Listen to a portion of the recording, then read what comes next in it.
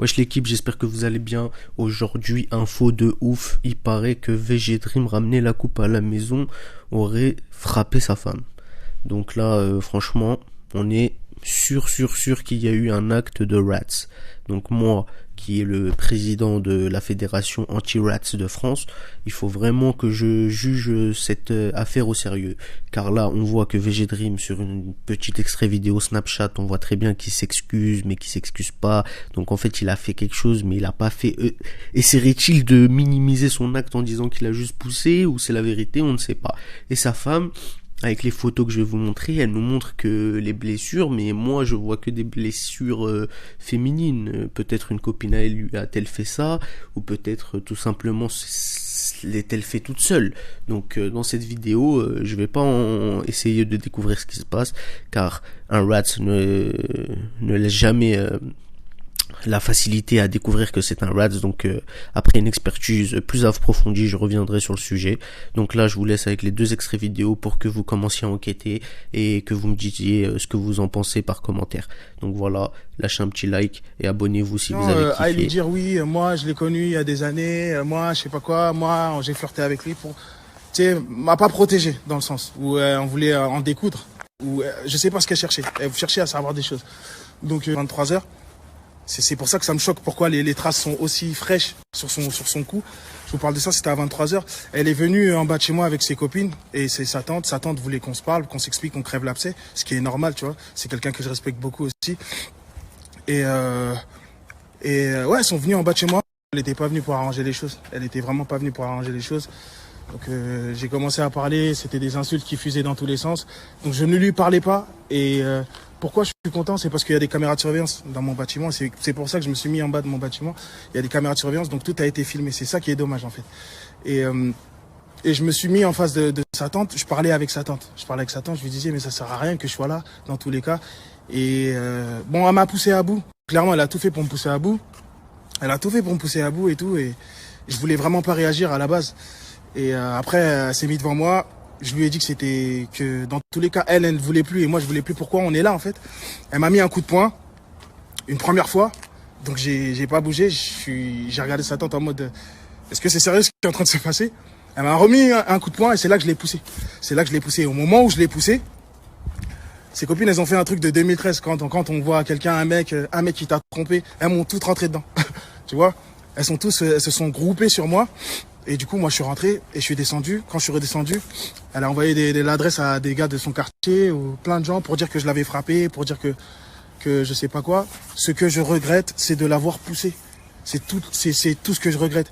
Mais de toute façon, il y a des caméras de surveillance et j'en ai beaucoup dit, je trouve. Je suis totalement choquée parce que je viens de voir des vidéos qu'il a prises en énonçant les faits à sa manière. Donc, comme vous le savez, dans chaque histoire, il y a plusieurs versions différentes. Moi là je suis même pas encore rentrée chez moi, je cherche un commissariat depuis des heures afin de porter plainte, étant donné que nous sommes en période de confinement, les commissariats ne prennent pas de main courante, donc actuellement je ne suis toujours pas rentrée chez moi. Maintenant il a pris la décision de vouloir prendre la parole, etc.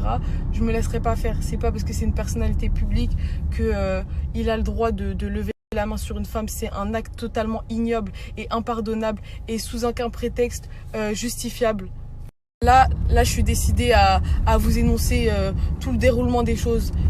Donc, tout a commencé par les photos, comme il l'a dit, que j'ai postées il y a quelques jours, suite à des annonces que j'ai apprises sur son infidélité. Comme vous devez vous en douter, c'est pas la première fois que j'apprends ce genre de choses. Là, c'était totalement du manque de respect. C'était la goutte d'eau qui a fait déborder le vase. Donc je vous cache pas que ça fait plusieurs jours que moi-même je dors pas. J'ai du mal à m'alimenter à cause de cette histoire. Et que lui, il vit sa meilleure vie avec ses amis. Donc on voit que 3 ans de relation pour lui, comme il dit, il crache pas dessus. Ça ne le touche en aucun cas. Donc effectivement, on est parti devant chez lui, moi, ma meilleure amie, ma soeur et ma tante, avec qui je suis toujours. Lui, il était accompagné de son meilleur ami, voilà. On a commencé. Donc effectivement, on est parti devant chez lui, moi, ma meilleure amie, ma soeur et ma tante. Du coup, quand je l'ai vu, directement, je l'ai affranchi, ce qui est totalement normal. Vous savez ce que c'est être en couple. La personne te trompe, être trahi, tu l'affranchis. Mais le pire dans tout ça, ce qui m'a fait vriller, c'est qu'il a inventé des choses sur moi en disant que moi, je l'avais trompé. Sans aucune preuve. Tout ça pour retourner encore une énième fois la situation. Donc, j'ai vraiment pété un plomb. C'est vrai que je l'ai repoussé. Je lui ai parlé fort. J'étais près de son visage. J'ai bousculé son visage à 3 reprises. Mais des patates. Des patates. Moi, une petite femme comme ça, je vais mettre des patates à ce grand bonhomme. Donc lui, ce qu'il a fait, c'est que il peut même pas dire qu'il a agi sur la pulsion ou je ne sais quoi, parce qu'il a pris le temps d'ouvrir sa veste, de détacher ses boutons. Il savait très bien ce qu'il allait faire et il m'a étranglé de ses deux mains. De ses deux mains, il m'a traîné. Après, comme il dit, des histoires de 2009, des meufs qui sautent un mec. Mais qu'est-ce que tu me racontes? Ma mère, elle me voit, ma meilleure amie, elle me voit en train de faire étrangler. Tu crois qu'elle va me regarder? Mais c'est complètement ridicule. Elle a essayé de séparer, il me traînait. Ma tante, elle s'est pris des coups. Ils se sont tous pris. Il a même étranglé ma tante, mais je vous jure, il a sauté sur ma meilleure amie, mais d'une manière, j'étais choquée. Je me suis dit, mais c'est pas un homme. Comment tu peux frapper des femmes? Parce que j'ai bousculé ton visage, parce que j'ai poussé ton visage pour que tu me regardes dans les yeux. Donc en fait, ce qui m'a fait vriller, c'est que le mec, il me trompe, il manque de respect. Il manque de respect devant tout le monde et Dieu sait que c'est pas la première fois. Moi, je réagis, je pousse ton visage et toi, tu m'étrangles, tu me mets à terre. Mais Dieu merci que les vidéos elles existent, Dieu merci, mais je les attends les vidéos, il y a pas de souci.